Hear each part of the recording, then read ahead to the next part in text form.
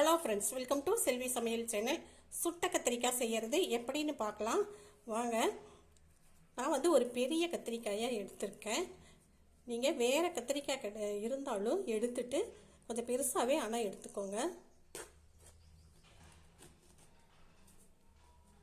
நல்லா இப்படி கொஞ்சம் இது பண்ணி நேராக கிழிச்சு விட்டுறலாம்.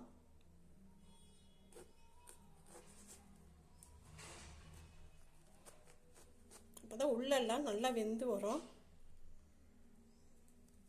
இப்போ இதில் கொஞ்சம் எண்ணெயை தடவிக்கலாம். எண்ணெயை நல்லா தடவிட்டேன், அப்போ தான் தோல் கொஞ்சம் நல்லா இதாகும். இப்போ இதுலேயே நான் பூண்டை வைக்கிறேன்.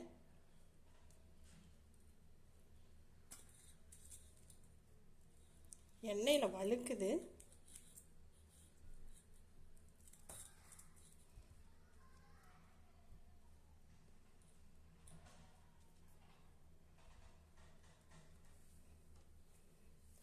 இந்த வெங்காயத்தையும்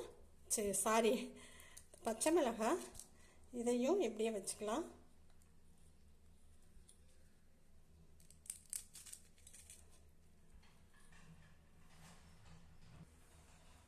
நல்லா ஒரு கம்பி எடுத்து இப்படி குத்திக்கலாம். மிளகாய் விழுந்துருச்சு. ஸ்டவ் ஆன் பண்ணி அதில் சுட்டு எடுத்துக்கலாம். பாருங்கள், இப்படியே நல்ல எல்லா பாகமும் நல்லா இப்படியே சுட்டு எடுத்துடலாம். ஸ்டவ்வை மீடியமாகவே வச்சுக்கோங்க. இப்படி எல்லா இடமும் அனல் படுற மாதிரி சுட்டு எடுத்துடலாம்.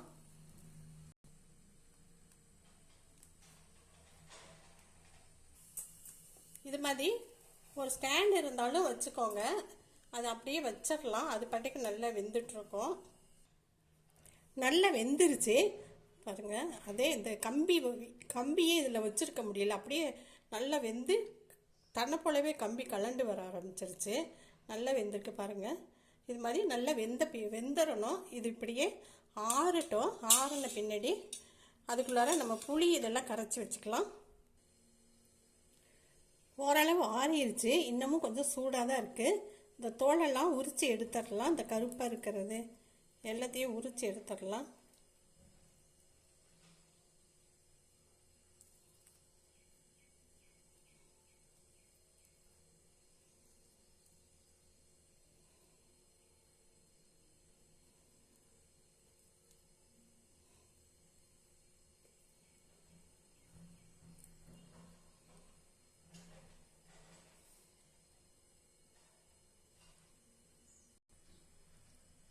தோலை உரிச்சிட்டு பாருங்க, நான் லைட்டாக ஒரு கழுவிட்டேன். ஏன்னா ரொம்ப கரிஞ்ச வாசம் மாதிரி அடிக்கும். நல்லாவே பாருங்கள் வெந்திருக்கு. இப்போ இதை வந்து அந்த மிளகாய் எல்லாம் எடுத்து உள்ளே போட்டுட்டேன். இதை வந்து அப்படியே மசிச்சு விட்டுக்கலாம். இன்னும் உள்ளே எல்லாம் சுடுது. கையிலேயே கூட பிசைஞ்சு விடலாம். அது வந்து கையில் பிசைய முடியாது, சுடுது. நான் வந்து ஒரு மத்து வச்சதை அப்படி நல்லா மசிச்சு விடுறேன்.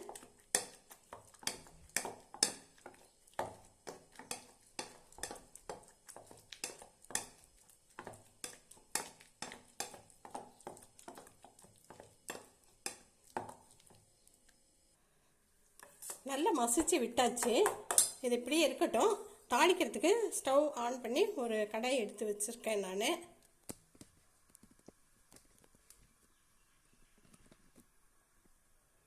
இதில் தேவையான எண்ணெயை விட்டுக்கலாம். நான் நல்லெண்ணெய் தான் விடுறேன்.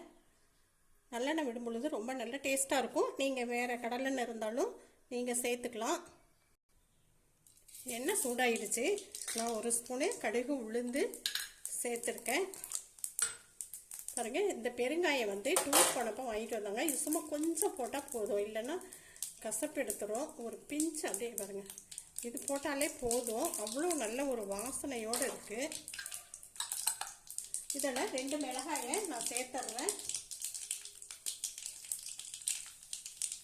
மிளகாய் பொரியட்டும். அது நல்லா பொரிஞ்சு வரட்டும். இப்போ வெங்காயத்தை போட்டுடலாம். நல்லா பொடியாக கட் பண்ண வெங்காயத்தை சேர்த்துடலாம். நல்லா வதக்கி விட்டுடலாம்.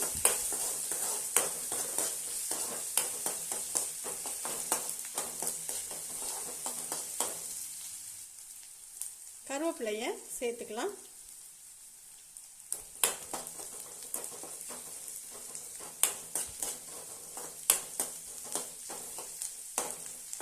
இந்த வெங்காயம் ரொம்ப வதங்க வேண்டியதில்லை, ஓரளவு வதங்கினாவே போதும், அப்போ தான் நல்லாயிருக்கும்.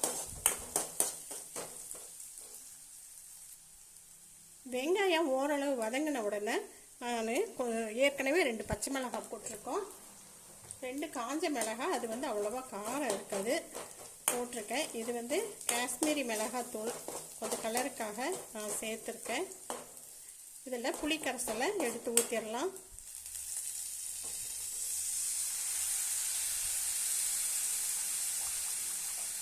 கத்திரிக்காய் பெரிய கத்திரிக்காய், நீங்கள் அதுக்கு தகுந்த மாதிரி எடுத்துக்கோங்க. காயை வந்து இந்த கத்திரிக்காய் கிடைக்கலனாலும் காய் எடுக்கும் பொழுது கொஞ்சம் பெரிய கத்திரிக்காயாகவே எடுத்துக்கோங்க. இன்னும் கூட கொஞ்சம் தண்ணி விடலாம். இந்த பச்சை வாசம் போகிற வரை நல்லா கொதிட்டோம். இப்போ இதுக்கு சால்ட்டு போட்டுக்கலாம்.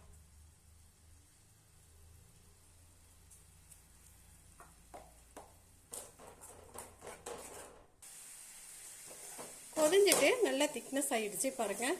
இப்போ நம்ம கொத்தமல்லி தழையை இதில் சேர்த்துடலாம்.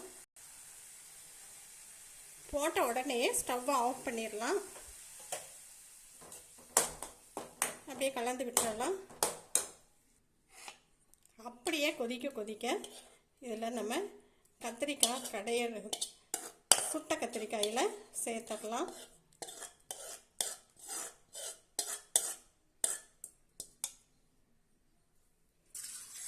நல்லா ஒன்றா மறுபடியும் மசிச்சு கலந்து விட்டுறலாம்.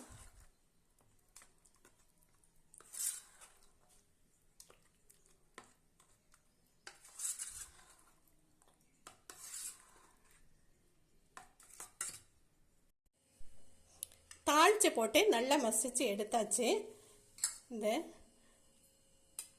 சுட்ட கத்திரிக்காயை சாப்பாடு போட்டு நெய் இது மேலே கொஞ்சம் ஊற்றலாம்.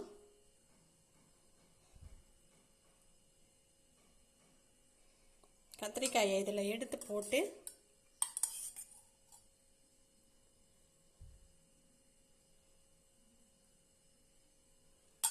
நெய் நல்லா ஊற்றி பிசைஞ்சு சாப்பிட்டு பாருங்கள். ஒரு தட்டு நிறையா சாப்பாடு சாப்பிடலாம். இதில் உங்களுக்கு கருவாடு வறுத்து வச்சுக்கலாம், அப்பளம் வறுத்து வச்சுக்கலாம், உங்களுக்கு என்ன பிடிக்குதோ அதைய வறுத்து எடுத்து வச்சுக்கோங்க.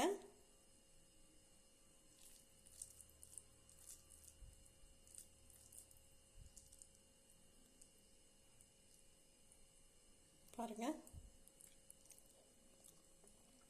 சாப்பிட்டு மாத்திடுறேங்க.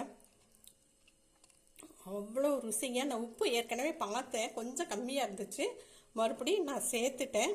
அவ்வளோ ஒரு ருசியாக இருக்குங்க, அவ்வளோ ஒரு டேஸ்ட்டாக இருக்குது. எல்லோரும் நல்லா விரும்பி சாப்பிடுவாங்க. இந்த சுட்ட கத்திரிக்காய் இந்த சாப்பாடு உங்களுக்கு பிடிச்சிச்சின்னா ஒரு லைக்கை கொடுத்துட்டு, சப்ஸ்கிரைப் பண்ணாதவங்க சப்ஸ்கிரைப் பண்ணுங்கள், பெல்லை டச் பண்ணுங்கள். நன்றி.